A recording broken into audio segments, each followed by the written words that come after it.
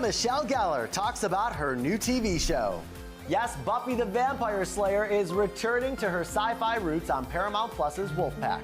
And the actress explains to our Patrick Ryan why those familiar themes were so appealing. You know, after Buffy, did you get a lot of other offers for like supernatural films or TV shows? Absolutely. And you know, I think you also have to realize that supernatural and thriller and all that really still offers the most exciting roles for women, because you get to do everything. You get to be vulnerable, you get to fight. There's usually sort of all of those elements. But when you have a show like Buffy, it's very hard because inevitably you're gonna face comparisons. One of the beauties that I always said about Buffy was that the monsters were the metaphors for the horrors of adolescence. And this was really the first time someone came to me, again, using the monsters as metaphors for what we face now: anxiety, loneliness, the idea of finding your pack.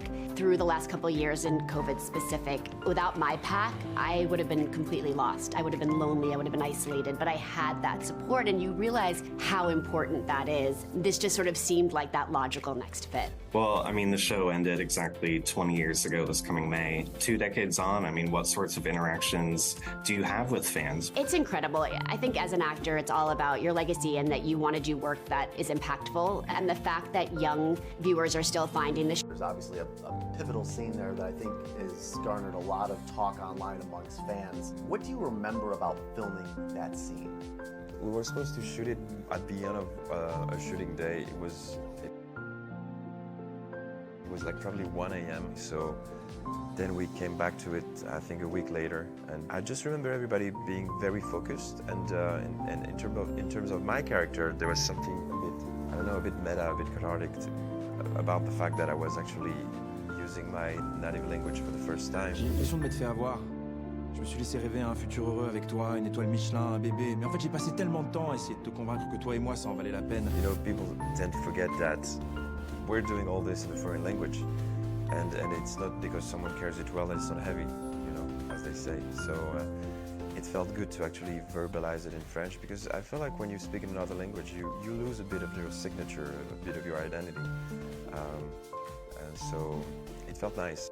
By writing the book from the perspective of a girl who's in between the ages of my own daughters, I was weirdly able to put myself in their shoes and understand the effect of hearing no and pushing back and saying, but what if, growing up in the 80s, when we had, you know, bicycles to entertain us and early, you know, 8-bit Nintendo and not much else. So it's very interesting to me that a show like Stranger Things is so appealing to that demographic, because I think that in a way they romanticize and long for an analog world that doesn't exist. And I think they wish that they had less of this and more of just an opportunity to sit in a room and play pretend.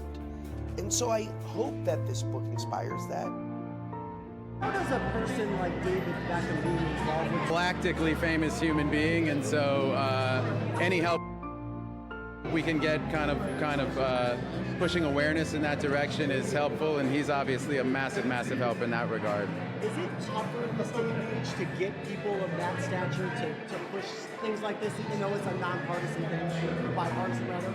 I think it depends on the individual. I think what's really harder is kind of cutting through all the noise that's out there and trying to build awareness and kind of build momentum in that way with so much in that kind of 24-hour news cycle, so much happening, and the kind of bombardment that we all face from every direction. You know, a lot of people trying to get their stories out, and the whole political landscape and everything that's kind of happening, it's just kind of tough to cut through sometimes. That's the bigger challenge.